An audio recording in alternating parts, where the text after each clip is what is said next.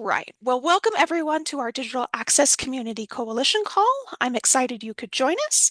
For those of you I haven't met, I'm Chelsea Summerlin, the ICFL's Digital Skills Library Consultant. If you'd like to introduce yourself from the chat and let us know where you're at, that would be fabulous. And if you want to tell us the weather where you're at, that would also be fun. So the purpose of these calls is to provide networking and learning around digital access topics in Idaho.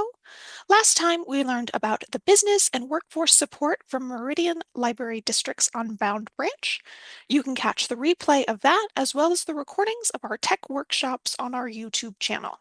I'll throw the link in the chat here in a few. Today, though, we are highlighting digital skills training. The ICFL provides Idaho Digital Skills, which we like to call the gateway to work and life digital skills for all Idahoans. Idaho Digital Skills offers Idahoans free access to online learning tools, whether it's learning how to use a mouse or applying for jobs online. There are lessons to meet any need. Some popular topics include starting out, where you can learn the basics of computers, the internet, email, and much more.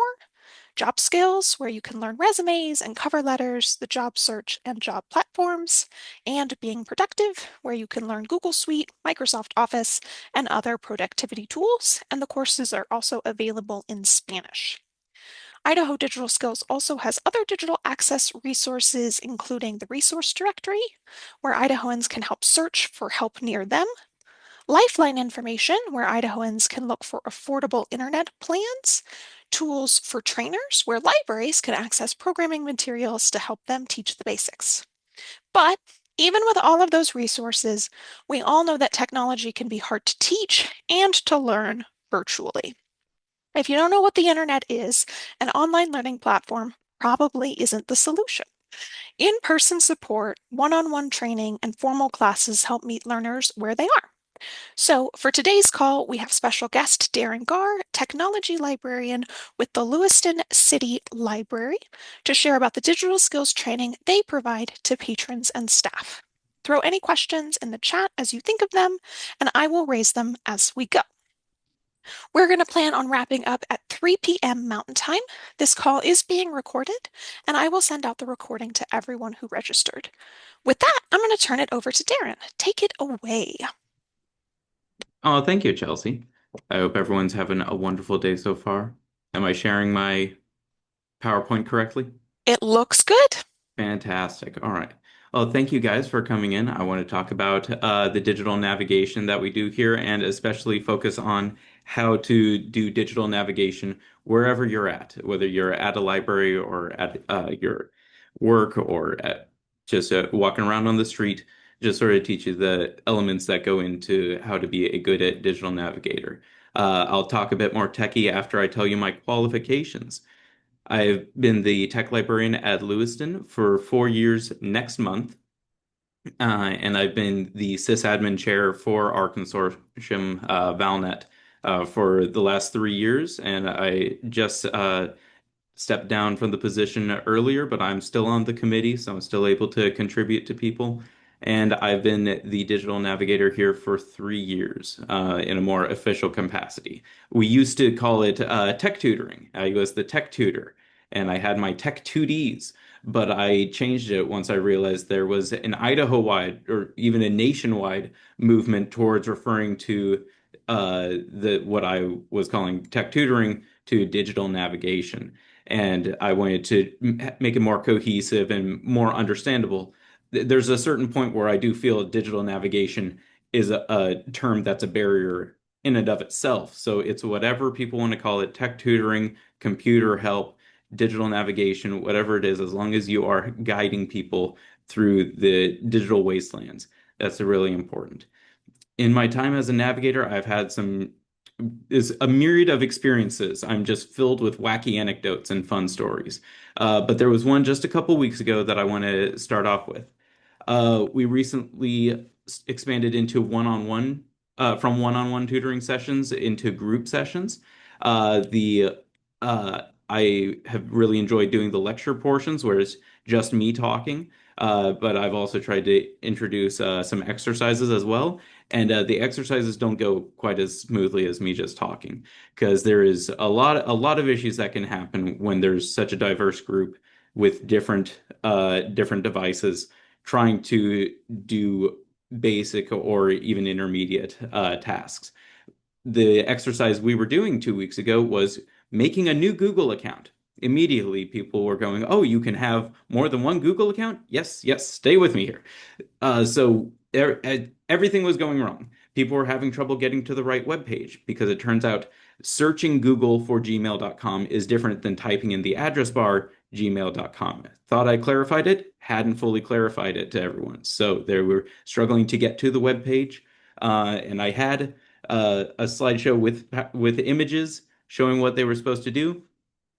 They were having a little bit of trouble with the password, not too much, but some of them were overthinking it. They're saying, "I can't think of everything with special characters and numbers." And I said, "Well, the requirement by Google is just 6 characters, so you'll be okay."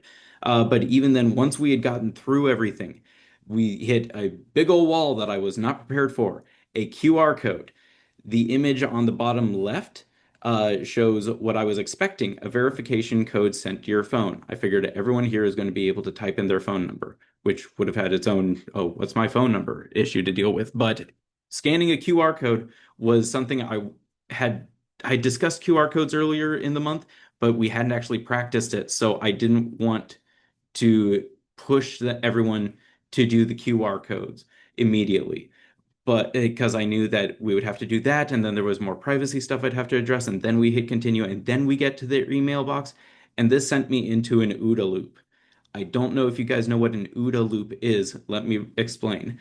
Uh, this was developed by Air Force Colonel John Boyd. It's a decision-making process he developed that gave him the nickname 40-second Boyd because he would win any engagement in 40 seconds because he followed this loop dedicatedly. Observe, orient, decide, and act. And by following each of those steps, he would be able to just follow through with any action, and it was usually the best action.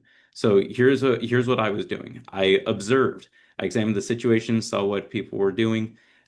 For John Boyd, it would be, what is Wingman saying? How the enemy pilot's behaving? His location in the engagement. For me, it was how the patrons were engaging, how what they were responding, how they were talking about their current situation, and how fast they were progressing through each step. I oriented for John Boyd, it would be the amount of ammo and fuel he had and the specs of the enemy plane. For me, it was how much time we had left, the how many steps there were left to making it count, and how I knew everyone as individuals would be able to respond to the new information. I then had to decide, come up with the different options based on the information and differentiated them based on all the info I had. So I had 3 options. Option one was push them to use their phones to scan the QR codes, complete account creation. This would confuse the patrons a little bit, but definitely make them frustrated because I would need to work with each one on an individual basis. I would have no problem with this, no confusion or frustration from me. This is literally my job, is helping them do this. But I knew this was going to take a lot more time. It would take about 5-10 minutes in order to make sure that everyone was able to do it. Option two would be to pivot away from teaching account creation and just have them sign in with their normal Google account. Just cut through to an end goal and just continue on from there. They would be a little frustrated because they need to do the whole sign-in process. I'd be a little frustrated because I was hoping to start with fresh Google accounts, but we would lose a lot less time. Option three would be just drop the whole email, everything, jump right into the next thing, which was video conferencing, and just see if we could get into that. The patrons probably would be fine with that. I assume they may have still been a little frustrated because they'd spent so much time with the account creation, but I would definitely be frustrated because I really wanted to address a lot of email stuff with them. But at that same time, we would have sacrificed no time at all. From that point, I went into acting and I chose option two. I had everyone go through the motions of signing in on these new devices with their email addresses. Still took a little bit of time. They would need to authenticate and get that information going through, but the time that it took was much less. We were able to get back on track a lot faster, and everyone was able to actually look at their email accounts, which were much more familiar to them instead of a brand new one. They were able to see all their emails. They were able to see all their labels. It was much more familiar, and moving from there into the video conferencing with their usual email accounts actually ended up being better overall. So because I was able to be flexible with that and move forward even when we were in unfamiliar territory, I was able to keep moving on and get them taught, and it worked out really well. And I want you to ask yourself, how flexible am I when I work with a patron? Am I able to adapt to a surprising scenario or feel comfortable working on the back foot? And we'll be getting into more elements about that later. But I want to, as I continue on, I want to keep the yapping going so I can get through everything. I want to give some context for why I'm so passionate about tech in libraries. I grew up attending libraries as a kid in the 90s, but because of the age I was born in, I always saw computers that had internet. It was always I never saw or used a card catalog until I actually started at this library, which is kind of crazy to some people. But that's just my experience was there was always technology at the libraries, and it was always very advanced too. I so distinctly remember the ARS at Sonoma Library. As soon as I saw this picture online, I went, "Yeah, that's it. That's the one." It was so cool to see just this giant robot arm just moving around and accessing an entire box of stuff and being able to retrieve it and bring exactly what was needed to a librarian. And I thought, this is the future. Libraries are crazy. They're doing way more advanced stuff than I thought was possible. At that, also there was my first experience with microfilm readers, being able to go through old newspapers, 100 years old, and read their comics. You went back when I was really into comic strips. That was amazing. And as I've gotten older, seeing RFID checkouts, online catalogs, VR and 3D printers, it was really incredible. And I always thought libraries have the most advanced technology that I've ever seen. And that's not necessarily true. It wasn't until I got older into college and was examining libraries and studying them that I realized, oh, libraries don't always have the most advanced technology, and sometimes they really struggle to get it. But I think that a lot of people look at libraries today sort of like how I do, that they have smart people there. They have computers there. I don't have a computer. They have tons of computers. They still, from the outside looking in, they still see us as this more advanced location that really has a leg up on technology. And that is exactly where you come in. If you're going to be a digital navigator, not everyone gets technology. You may not necessarily get technology. Is when someone comes into the library and they're really frustrated with their computer, they say, I never understood this stuff. I don't know how anyone gets it these days. I have to remind them, well, here in Lewiston, there didn't used to be computers here 15, 20 years ago. Or there weren't computers until 15, 20 years ago, and then the store started outfitting them and people, you started using them at colleges. But suddenly, 5 years ago with COVID, now everyone needs to use a computer. So it's happened really fast. And they go, yeah, that's right. That's why I'm so frustrated. And I'm empathizing with them instead of just getting frustrated with them and saying, well, you've had a computer for what, 8 years now? You should know how to use it. That's not how they see it or understand it. The way they see it is they've desperately been trying to not use computers, and they have to. And it's your job as a digital navigator to help them learn those skills.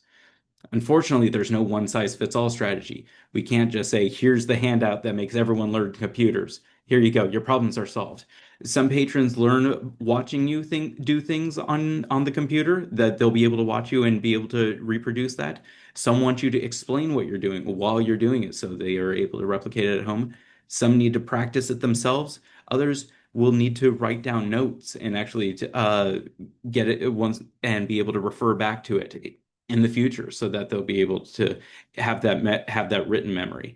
I know learning styles aren't technically a hard science, but I think it's pretty universal to say everyone learns things in different ways. So that's what part of your job is going to be as a digital navigator, is assisting them and finding the way that they're able to learn. And not everyone can be self-taught, so navigators are there to guide them. Digital navigation also provides a community connection. There's actually a lot of people that are willing to beat their head into a brick wall until the problem is fixed. That's what I do. That's what my wife does. We just keep working on the issue until it is fixed. And sometimes, if we're in a good mood, we may look it up and solve it a lot faster. But Some people really need a human touch to keep from going crazy. Maybe they have a passion to learn how to type, but they don't have time due to the life circumstances. They may have a specific outside reason for needing to attend with you that you don't see on the surface. It's not that they struggle to learn, they just do not have the resources to learn at this time. So it's important always that you're kind and considerate. They're not there to get their phone fixed. They are there to get their phone fixed by you, by your organization. You need to treat them well because it's how you work with them is representative of everything that the job and your business entails.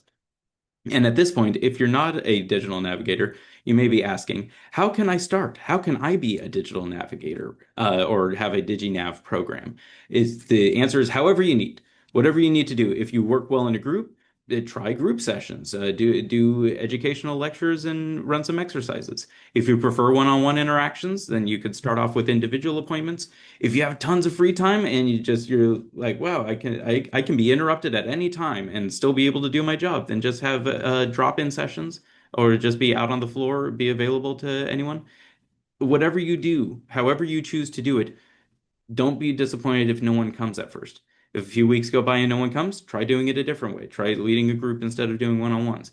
If a few more weeks and no one's showing up, try changing the marketing. Do some more stuff on social media. If social media is not working, try print. Have staff bring it up and interact with patrons or others. Just get people talking about it. You make sure they're talking about it at the desk, and make sure that you bring it up to people in casual conversation. It may not even be the people that come into the library, but they may say, "Oh, my mother is having so much trouble with her computer." That's a perfect opportunity for someone, either you or staff or a volunteer, to say, "You know what? We actually have a digital navigation program by a person that really knows their stuff." And that's how the word starts traveling. If you're on the other end, the other the other end of the stick, the other side of the coin, if you have too many people, that can be an entirely different problem to deal with. If they're just lining up and you are not able to handle it as one person, that might be the time to get an assistant or a volunteer or start doing a stricter schedule so that you're able to accommodate people with it and not turn anyone away. And at that point, the sign up process is actually really crucial. This can be a barrier for entry for a lot of patrons. And I want to show you what our original sign up sheet was. And so this guy was our sign up process for from a few years ago, and it worked relatively well. A person would walk or call in. They would either write their info down, or staff would with a good date, and then they'd leave. Unfortunately, this was only on the second floor of the library, so patrons would need to come into the library and then get up to the second floor to sign up. And then we only had 2 or 3 weeks of the schedule established, written here on this sheet. So they would then need to leave and then come back at a later date or time to get everything set up. And so if a patron would need to leave their house, drive through snow, come to the library, get signed up, and the only availability was out past a deadline that they had. It just wasn't viable. We ended up revising it to be for our with our online calendar. With LibCal, there's an appointment process, so I'm able to schedule exact days and exact times, and then people can just sign up either online on their own, or call in, or walk in and have staff do it. They can even do it yeah, on their phones as well. All they need is access is to go to our website and they can get signed up. And it works so much better. Now they can make an appointment based on our schedule and leave some information and get reminder emails, give me an idea of what they want to deal with beforehand. It's ended up working very well. It's much, much easier than before. Oh, yeah, we have Clippy down there. Hey, Clippy, how's it going? Is anyone else surprised when he shows up? Oh, no one's using Windows 98 anymore? The difference between Clippy and you as a digital navigator is that Clippy would show up just whenever and be a distraction. On the other hand, people are coming to you for help. They want your assistance, so they really need your full attention. So when you interact with them, let's talk about that. When you're teaching the public, let them explain the issue to you that they're dealing with, and then try to recite it back to them. If someone tells you Facebook won't work on my phone, reflect that back. Sounds to me like you used to be able to access Facebook either with an app or a browser, but at some point you're not able to go on Facebook. Is that right? They may not, they won't, they're not going to give you, most of the time, they're not going to give you the exact task because if they knew what the exact problem was, they might be able to fix it on their own. But their primary problem in this case, they want to access Facebook and you can develop a solution, or at the very least figure out the problem. Are they signed out of their app? Is their internet turned off? Did the app get uninstalled or need an update somehow? But no matter what the original way was that they used to get Facebook, it would be nice if you could replicate that so they get their app working. But even in a worst case scenario, now that you know the core issue, they want to get on Facebook. You can find workarounds. You can figure out, you can help them get onto their web browser, help them re-download the app, make a new Facebook account, whatever it is, to get them that actual need, that core need that they've come to you for. You need to meet them at their level. The people don't necessarily understand Facebook, phones or computers. Don't ever ask, what model phone do you have? That's going to make them feel embarrassed. Instead, ask, do you know what kind of phone you have? Don't ask, do you have this problem a lot? Ask, has this happened before? You got to choose your words to keep them comprehensible to non-techie people and also to keep them from feeling embarrassed because they're already taking a big step forward in just being shy, being embarrassed about an issue. So now you please do not shoot them down with accidentally saying, "Oh, you didn't so you do have a Samsung S23. I'm surprised you didn't know." It's just that's going to hurt their feelings. You also, while a patron is feeling awkward, you got to try to keep them talking. Well, especially if they want to talk. If they don't want to talk, then that's different. They may prefer to sit in silence.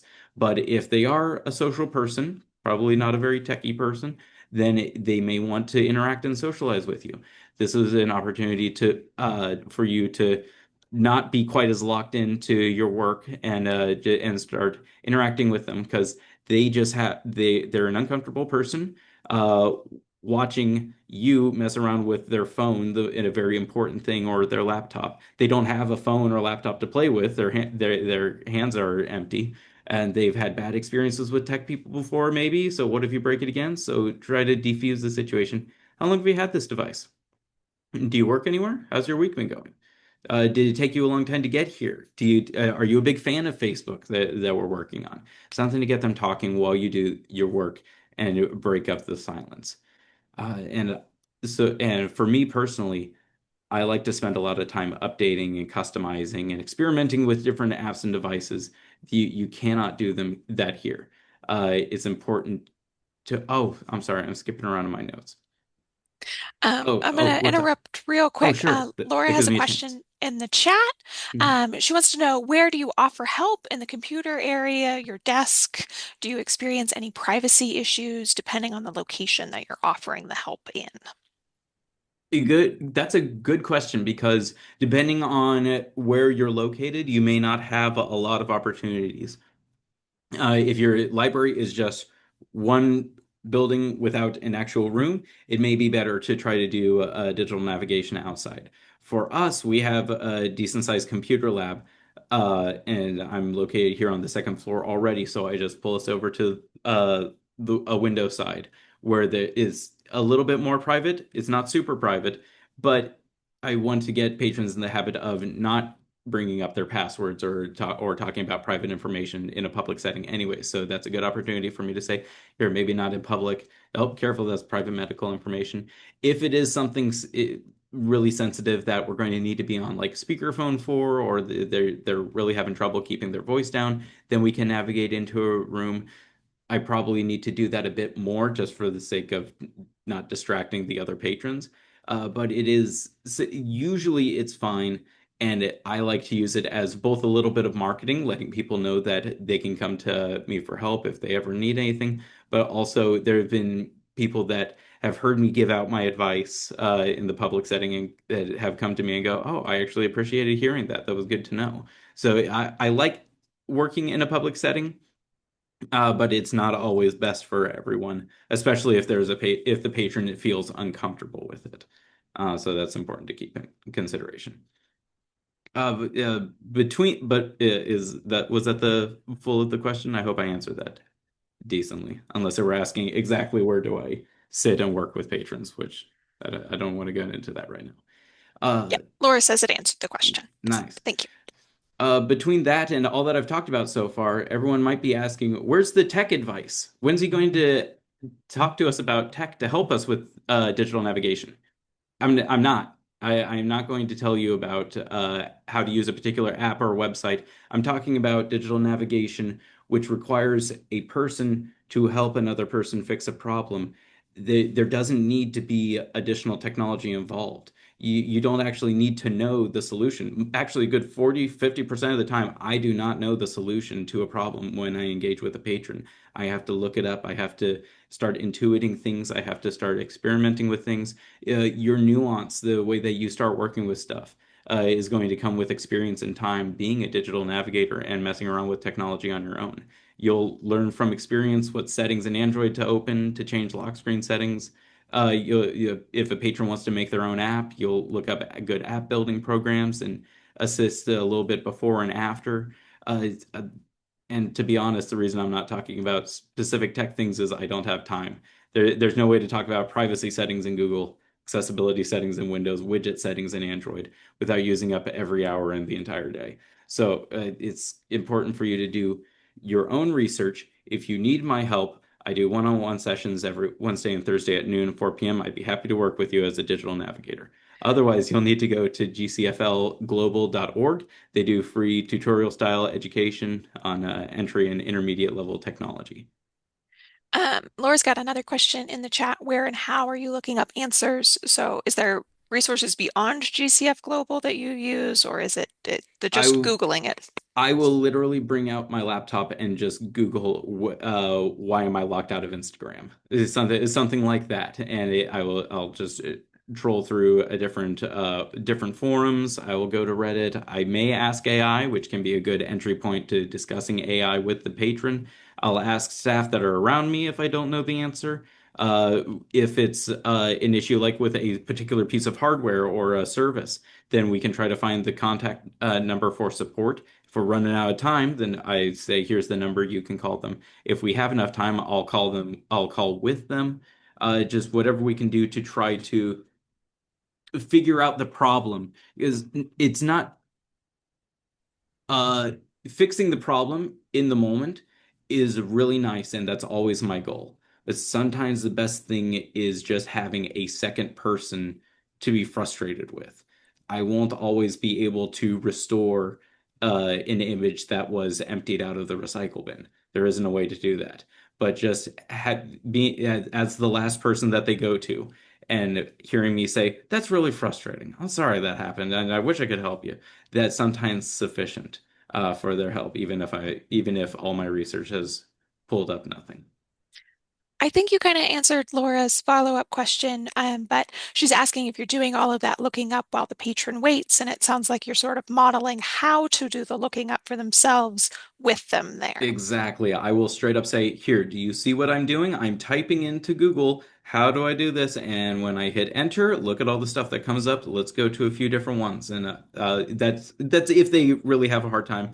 The usually in that situation, what I would like to do is have the patron be trying to do something, repeating the task that we've been having doing, while I have the laptop and I perform the search, and then we're able to do a little bit of banter. There's a no, it's still not working. I go, darn, that's really frustrating. While I search stuff, and just something I need. It would be nice if we're both doing something that progresses the issue.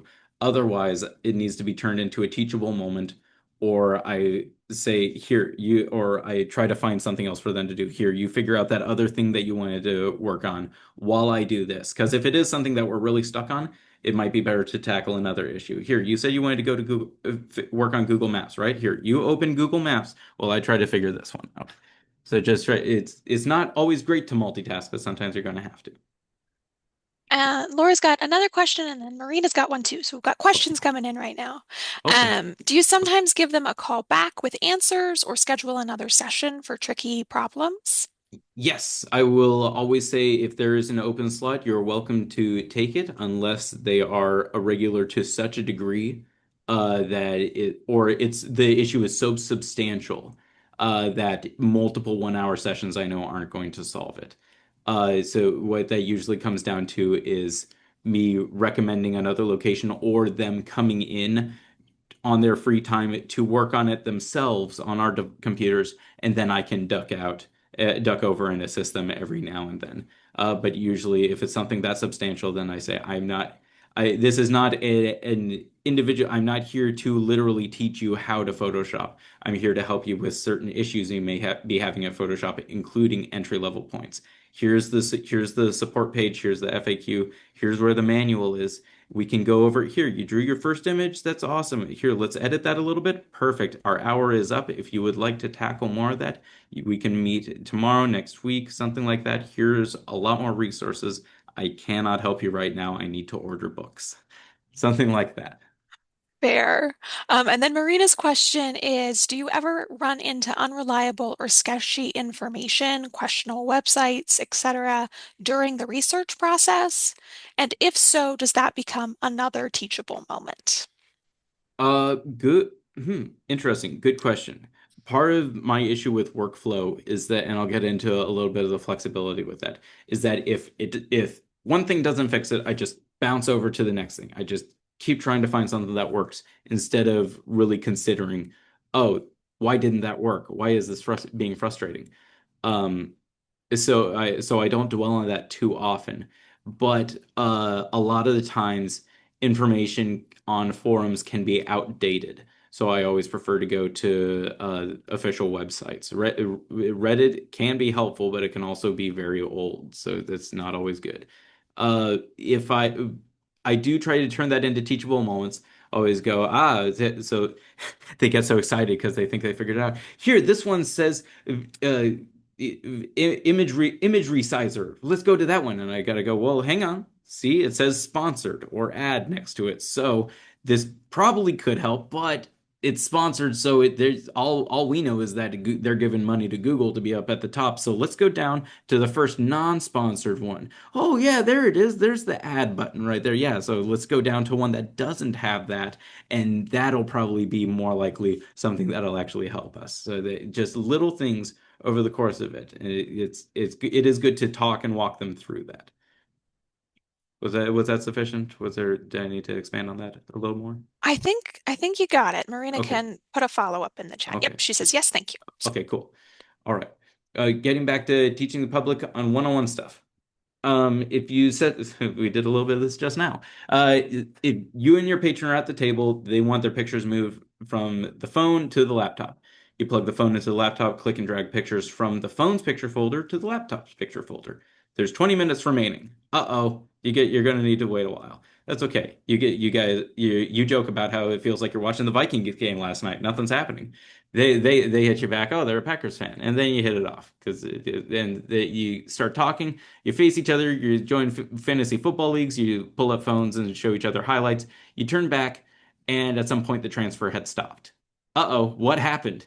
Did you bump the cable? Is the laptop out of storage? Did you move over something you weren't supposed to? It's important to stay on task, even when it's tedious.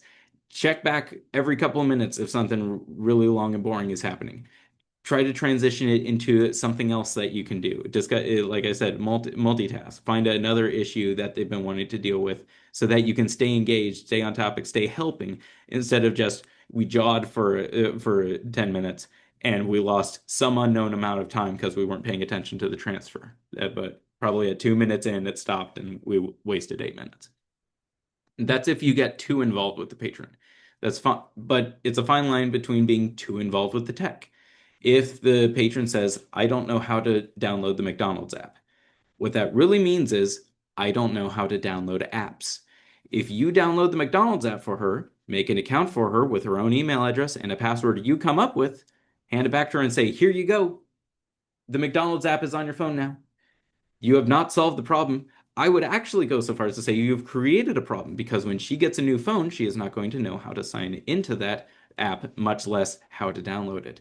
What you should have done is taught her how to use her app store, downloaded it herself, then helped her with making a second account or getting that account, and then have her write down her username password to make sure she has it for future reference. I've actually gone so far as to make a digital map for my patrons so that they're able to write down their information. There's a handout just with notes on the back, and on the other side, there's a little glossary of common computer terms, just a little handout so that if they go, oh, I don't know my password, that's okay. We're going to write it down this time, so hopefully you remember it. It's really important to provide that extra step of assistance. Otherwise, you are no better than if they had a flowchart on their computer. This is XKCD's flowchart of what to do when you're out of ideas with tech. You try to find the thing you're looking for, and you can't find it when you look it up online. Is you just keep clicking on stuff and try to find it, and if it doesn't work, then you ask someone for help. The thing is, this is not a flowchart necessarily for the patrons. Don't give this to the patrons. That would be rude. This is something for you to keep doing. Is your obligation to keep helping, keep trying to find something that works for them. Try to find something and model, like Chelsea said, model that behavior and try to show them how you keep pushing to find a solution instead of giving up.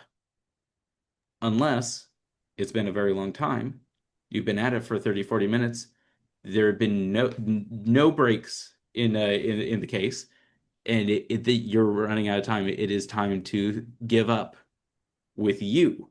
But that is still an opportunity to point the patron in the direction of another digital navigator, a support person who can help. Show them how to research online so maybe they can try to find something. Recommend, oh, that family member you were saying is really smart with tech. Maybe they can take a look at it. Never just say, well, this is just not happening unless you know for sure that it's not happening. And even then, say maybe there's still a way if you do this or pay this amount of money. Just all try not to. It's not quite like Disneyland where you're not allowed to never say no to the patrons, but it's all you got to try to find some way to give them hope and make them think, wow, this technology stuff isn't quite as terrible as I thought. One more point I want to make about Real, working one-on-one with people. Almost, this is the last one. okay. This is not your device. You're using their device. If you need to raise the brightness, increase font size, or decrease the font size just to be able to see, that's fine. But you can't change settings without asking, and you shouldn't encourage changes without giving a full explanation. Like if their phone is low on storage, you could delete the Facebook app for them. That's a gig and a half of space. No worries. She can just log in through her browser, and that way she'd be able to use Facebook. No, she can't because she doesn't know her password. You've deleted an app that has led to a whole new problem. You need to clarify with them. Is it okay if I delete Facebook? That means you would need to log in somewhere else. You know your username and password. Always just clarify information with them and don't make changes without them knowing because otherwise they're going to be so confused. It's no better than if they'd given it to their grandson that changes stuff without her asking. Okay, was there another thing you need to say? There was a question in the chat for you. How do you handle patrons that don't know how to type? And I'll add or use a mouse. Yeah. The one thing that I've found that usually helps is I say, have you used a typewriter before? And that usually, they're always so proud, aren't they? Oh, yes. No, I got to work with the electric ones back in the 60s. You probably never even saw those, did you? Oh, they get so excited talking about their typewriters.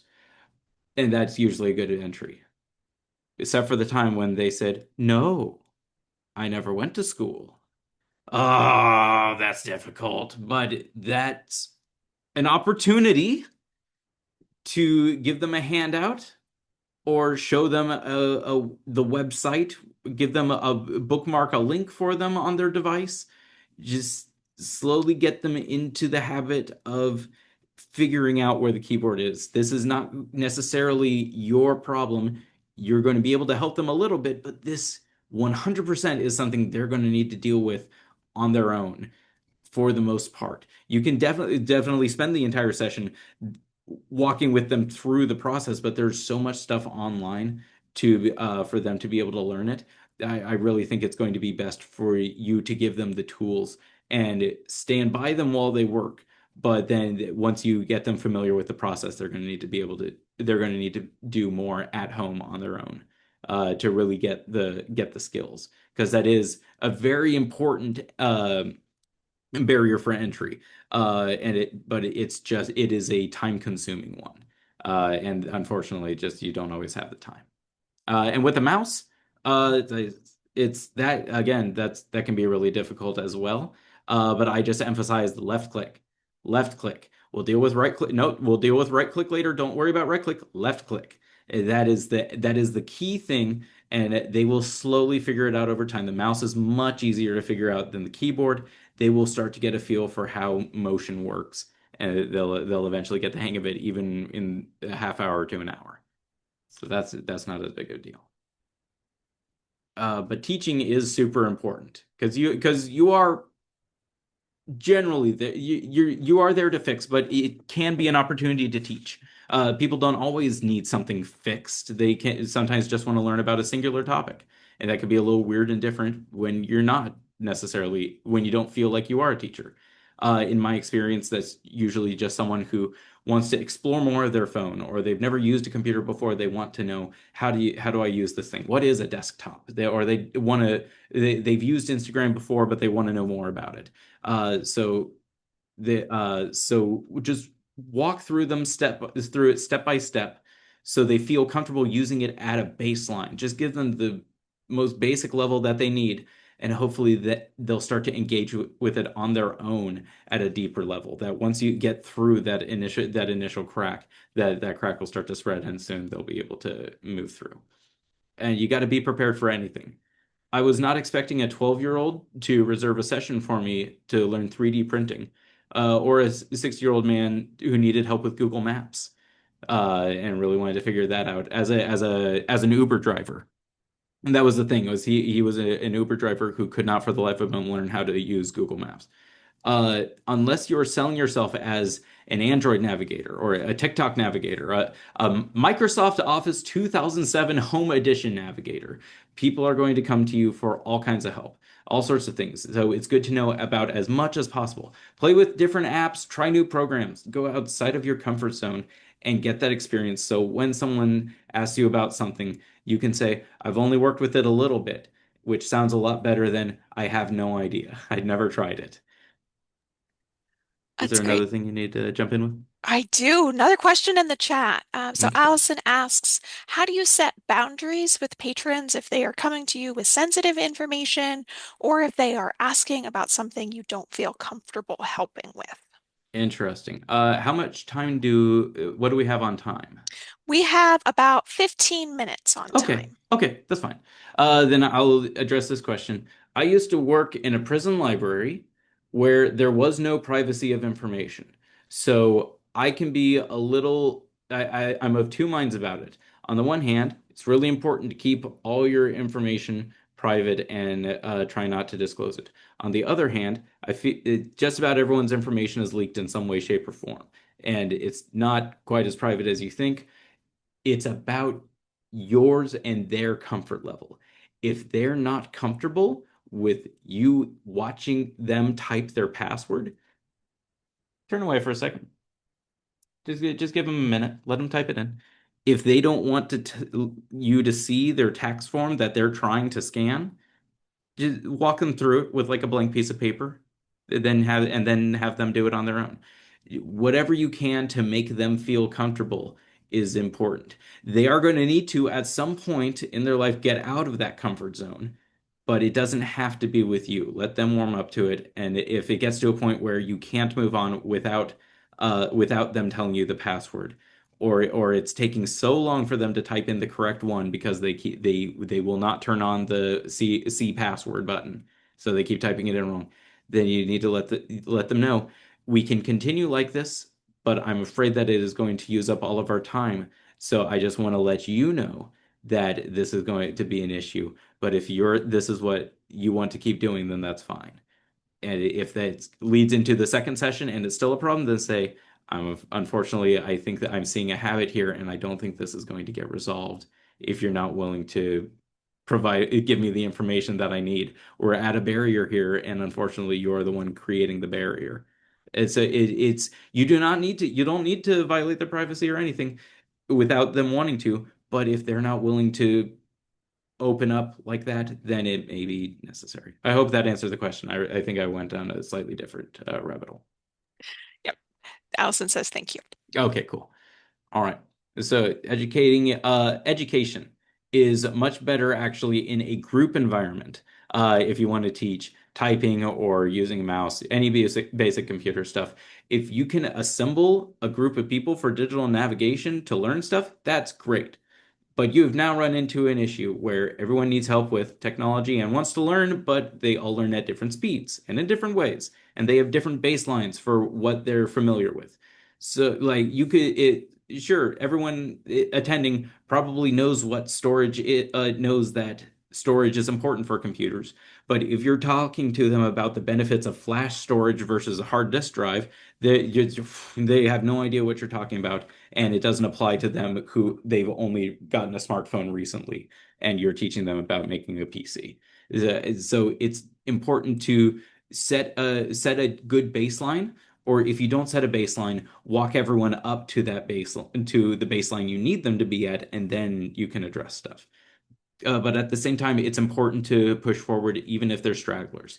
If they cannot catch up in the class, they can do one-on-one tutoring with you. But it's important to not sacrifice the other six people in the class because there's one person that really doesn't understand what this whole Google thing is all about. What is Google? If you already explained it to them that it's a company, a browser, and a search engine, they say, well, then what's Google, the files that I have stored on Google? You mean Google Drive? I don't know. It's the one with the triangle. Okay, we'll talk about that later. I will attend your issue later. Right now, we need to move forward. And so use all the learning styles that you picked up on a larger scale. Take time to lecture and do a hands-on exercise and give them notes to write down. Give them notes that they can write down and a handout that they can read. Try lots of different things in order to reach out to as many people as possible. Some important discussion points that I've encountered when doing our recent digital navigation workshop with a group of people. Talk about AI. Everyone's really confused about AI. They're really scared about AI, but they sort of want to learn it. They sort of want to know what it's all about. They don't know. They just keep seeing headlines and stuff. So discuss it with them, what it's doing, and show them how it can be fun. Showing the people in my workshop how to use Google Lens, which they all had on their phones, even the ones with iPhones, because they had the Google browser on their they had Chrome browser on their phone. That they went out of their minds. That was probably the peak of the class, was them just being able to point at anything, gives them a readout. They go, I'm going to use this all the time. Well, okay, cool. I'm glad you're enjoying it. That wasn't the topic we were addressing, but they wanted to know about it. Cybersecurity is so important. And everyone, some people know not to click a dangerous link, but they don't always know what a dangerous link looks like. And sometimes they don't know not to click it. So it teaches them all that basic stuff. The FTC, the Federal Trade Commission, has tons of free resources. Please use those. They'll just ship them over to you, and it's awesome stuff. How a computer works and how the internet works. It really struck me that a lady said to me while I was talking about how the internet works and the undersea cables and ones and zeros, service providers, they said, I wish someone had told this to me 20 years ago. And that made me sad because I just wish that everyone could understand how computers and internet work. So it's not just a magic box. It's not just magic boxes that just sometimes turn on. Video conferencing, even when people have already done a Zoom conference before, if you have the whole group of people do a Zoom conference together so they can all see each other on the computer, they'll get a kick out of it. They'll think it's so much fun. That was the second highlight of our workshop, was everyone going, "Oh, hey, you're on my computer." It was really fun. And until this point, I've just been talking about patrons and working with them one-on-one and in a group setting. But then there's also teaching staff. Because if you are the digital navigator at your library, congratulations, you will probably be the digital navigator for all of your staff. You will need to be showing them how to do stuff, and they will be expecting you to show them how to do stuff. It's a weird one because they will know you and trust you, usually in a good way, to fix things and get things working. but then that means they may have less of an interest in learning. They may be less motivated to try to do it themselves because they go, oh, our navigator will be able to resolve it. So always try to emphasize the things that they can fix versus the things that you can fix. Make them practice. If they couldn't get their Google account synced up, make sure that they can get that you can sync it up, and then remove the sync, make them sync up themselves so that they're able to practice it. So that next time it happens that they go to a different computer and don't have access, that they're able to jump into it. Don't assume they know how to do basic things. Bookmarks and copy paste. I'm sorry if that's not basic for everyone here, but I consider it basic. And if your staff don't know how to do that, that could be an efficiency issue. That could really affect how fast their workflow is. So always ask, have you are you doing using copy and paste with patron account info? Are you have you used Libby, our e-library app? I like the dyslexia font on it. Have you tried our 3D printer yet? Would you like to? Because I'm here right now, I can walk you through it if you need. Training can happen at any time for staff or for patrons. Was there a question you needed to jump in with? Okay, cool. I'm almost done. Training can happen at any time for staff or for patrons. Every interaction is a teachable moment. If you see kids are using VR, tell them how it works. Talk about how there's two screens that your eyes are looking at. It's really cool. If someone looks at the 3D printer, ask if they've ever used one or if they have one, if they're interested. Provide handouts. Keep your website up to date. Make business cards. Whatever you can do to be more than just someone who talks. I have a fun little appointment sign up sheet here for patrons to remember, and then there's also a QR code on the back for them to test their skills and see if they can scan a QR code correctly. We also give out little pens to our digital navigation attendees, so which helps them for writing notes and usernames and passwords. But then it also reminds them, oh yeah, I can do that go back to the Lewiston Library to get some information. It's also important not to be a monopoly and to recommend other resources, even other navigators if they're truly stuck. Think of the Santa on Miracle on 34th Street, where how he was recommending gimbals. You don't if you really don't have the skills, maybe someone else can. And at the end of the day, you're trying to make sure that the person gets the access that they need.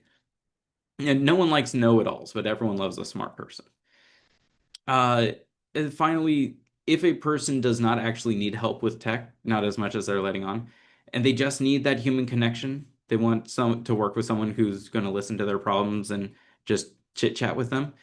It's important that you treat them kindly. It's not important that you work with them. You solve the issue and then politely say, "All right, I guess unless there's anything else, I guess our work here is done." Because they may try to extend out the interaction and just talk about how their day's been going, how their family's doing, what they have planned coming up. That's not necessary. Just try to plan for stuff, and make sure that you can get through everything you work on with them. So, with all that said, what did we learn today? Digital navigation takes a whole lot of forms. It can be one-on-one, in groups, spontaneous, just from any interaction. There's always a way to guide patrons and assist people. Conduct maintenance on yourself. Try to work with people without getting too overwhelmed. Try to delegate or automate tasks whenever you can. Don't sacrifice your mental health or the actual workload that you're supposed to otherwise be doing. And learn to be flexible. Really try to get used to, if you run into an issue, find another way to address the problem. If you get frustrated by something, vent with the person, and then ask, is there another thing that we can do that isn't this that we could try to assist with? Try to find alternatives. Just fix and fix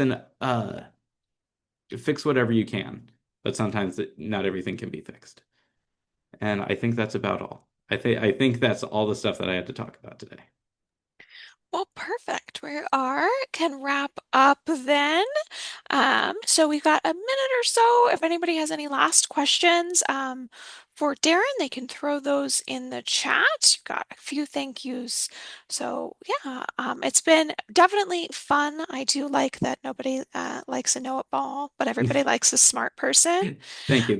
I think I've heard that before, but it came to me. I was like, haha, that does sound smart. I'll use that. That's a good one. Um, I always tell people that the techiest people they know aren't actually that techie. They're just clicking around until they figure out the solution and Googling it on the side. Most people don't know every piece of software available, and so we can all be more comfortable online and teach patrons to be more comfortable online just by getting used to change. Unfortunately, change is in tech a constant. And so if you try and memorize exactly where that button is on Microsoft Word, they will move it on you at some point. So got to be comfortable clicking around. All righty. I'm not seeing any questions in the chat, and I just chatted for a second there with some nonsense. Mhm. So I will let you all go here a couple of minutes early. Thank you again, Darren, for your presentation, and we will see you at our next digital access call or tech workshop here real soon. Have a fabulous afternoon, everyone.